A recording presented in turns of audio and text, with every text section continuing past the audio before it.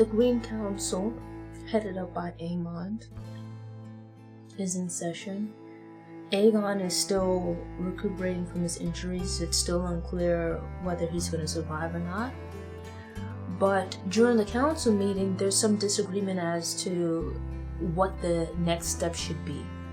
The Lannisters are out in the field, but while Team Green has a ground team, they have an army, they realize that with dragons now in play, they're less willing to go into battle without the backing of a dragon. So their expectation is, or the hope is, that they won't make any moves or engage with the enemy without the protection of a dragon. So in this case, without Aemond. And the Lannister Knight sends word to Aemond, basically asking him to come and provide support, cover fire, and whatnot for them to carry out this assault. He wants them to move on Harrenhal, and as we know, Harrenhal isn't quite up and running as yet, but Daemon is there and he does have a dragon. So while they might approach, and they might not necessarily meet an army or not a full-scale army, Daemon is there, and as we've seen, a dragon, just one dragon, can wreak absolute havoc on an army. And so they're not itching to confront him or to have any kind of run-ins with him without the backing of a dragon on their side. Aemond expresses that he has no problem facing Daemon, but he's going to do it on his own terms and in his own time. There's some back and forth about, who's going to do what, where the armies are going to go, who's going to march and whatnot. And here with Aemond, you kind of see a similar attitude to what we saw with Aegon, but coming from a different place.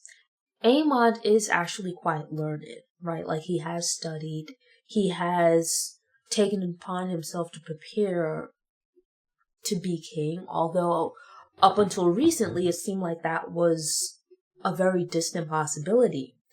Yet, where Aegon was kind of ignorant about the position, and his insecurities guided his decisions, sometimes making him lean towards having yes men rather than people that would tell him the truth and what needed to be heard. Here you have it with Aemond, where it's coming from a different place in that you could say it's from insecurity as well, but going back to his childhood really. But with him, it's a matter of overconfidence, where he's read, he's done the work, he's trained and studied, and feels within himself that he has it all figured out. That the rest of the council, it's unclear exactly what purpose he sees them serving, but that he has the right ideas, he knows what he's doing, and pretty much they can just follow suit. Some of the council members, they push back on some of his ideas, and he's pretty dismissive of them. One of which is Alicent, where, she does applaud him for some things, but then also kind of points out potential flaws and weaknesses in Aemond's plan. And following the council meeting, Aemond actually asks her to stay. And the two of them have words where I was curious about this from the previous episode, from the preview clip, where it showed her kind of talking a little bit, rough and rugged to him. But the reality is that Aemond basically was taking this opportunity to dismiss Alicent from the council. But Alicent has been a part of the council, pretty much filled in for him during the time that he was sick towards the end of his life. He attempts to dismiss her from the council because she questions him and pushes back on his ideas, and in his opinion is too lenient. Alicent, it's at this point that she asks him the question of, basically, is there ever going to come a time when you've dealt with this trauma from your childhood, which is kids picking on him and whatnot, and basically just move on with your life? He's running the same risk of you might be smart, you might be capable, but there's a reason that you have these people surrounding you.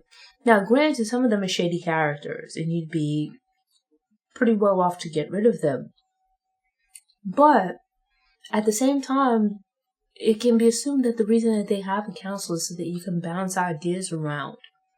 Despite there being a monarch or a ruler, the person that sits on the throne, that they still have to meet with these other individuals, and maybe through having those conversations, they might look at plans and ideas and be able to either come up with better alternatives or figure out or realize some potential roadblocks. But with him dismissing anyone that might challenge or question him doesn't bode well for Aemond. Rhaenyra is growing a bit desperate, where they need more dragon riders. The reason being that they haven't been able to raise the army that they want, and they can't really just sit back and depend on Daemon. So Rhaenyra, in her desperation, Sir Stephen steps forward to audition, I guess, to be a dragon rider. The reason being that there are these unclaimed dragons. You can sense everyone's nervousness because it's a dragon. You know, it's a dangerous creature within the realm of the show. And you can see, like, Rhaenyra's apprehension about it. And so Sir Stephen steps forward and they gather down in the dragon pit, or what's like the entrance to the dragon pit. And I believe the dragon's name is Sea Smoke.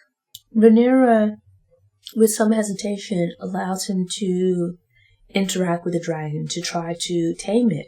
It seems like initially it's going to work, right? Rhaenyra has looked back through the files, through like the different scrolls and whatnot to see about lineages. Rhaenyra, tries to double check with him that he is aware of the risks and circumstances and that he's okay with that, to which he replies, yeah.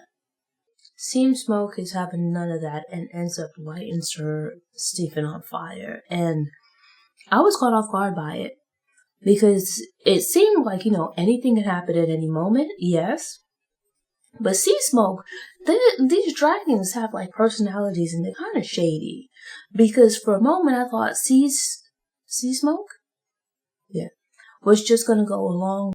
So the dragon actually kind of fakes him out, makes him think that, okay, it's now been tamed and, Sir Stephen is going to be able to ride it and whatnot. And right when they get comfortable, there goes the dragon unleashing fire on them, where pretty much everybody had to just run.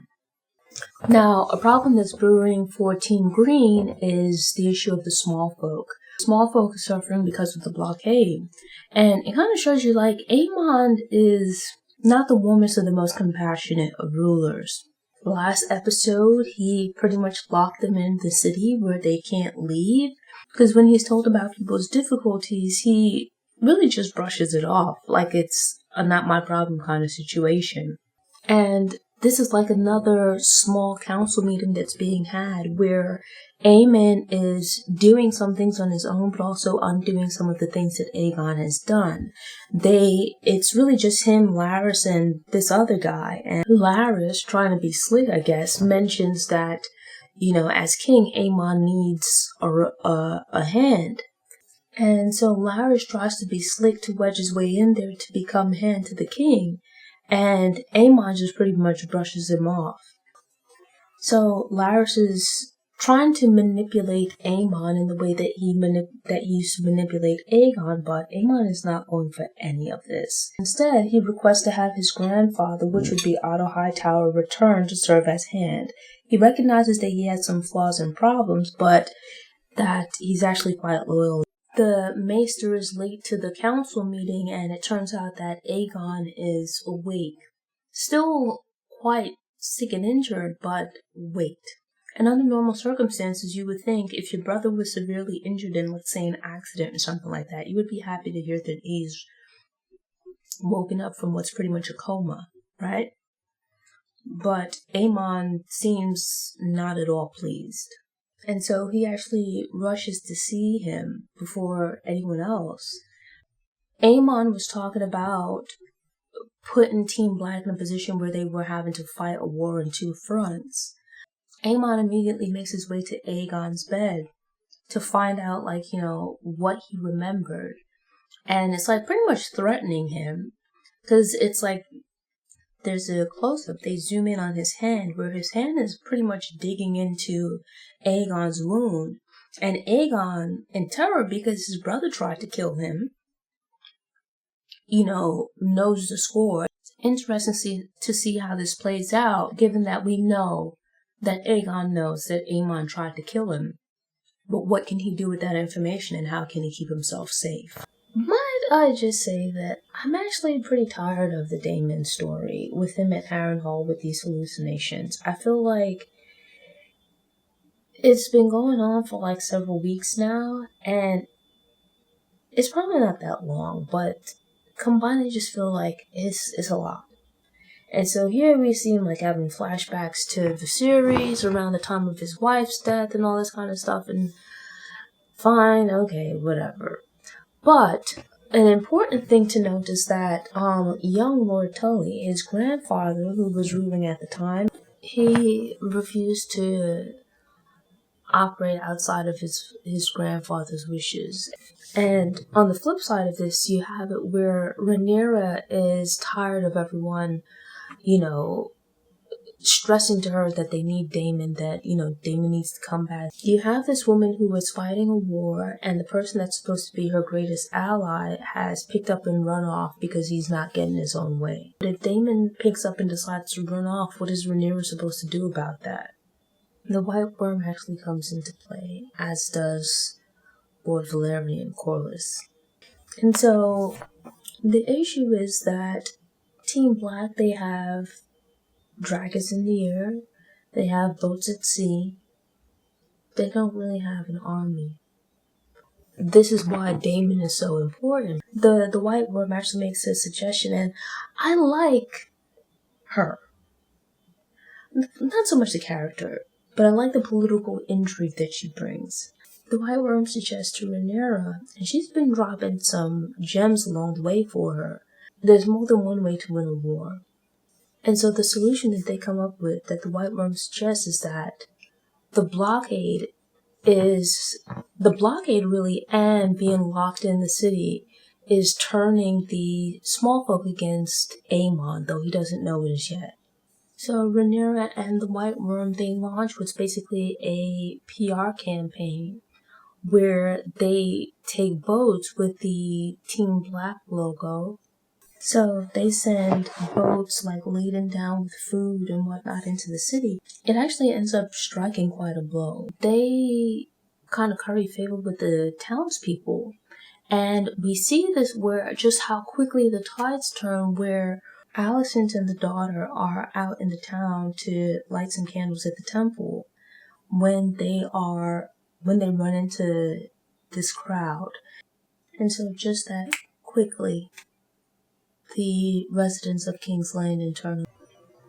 Aemond would like to bring Otto Hightower back as his hand, but they're unable to make contact with him. There's fighting in that area, so the concern is that he might have died.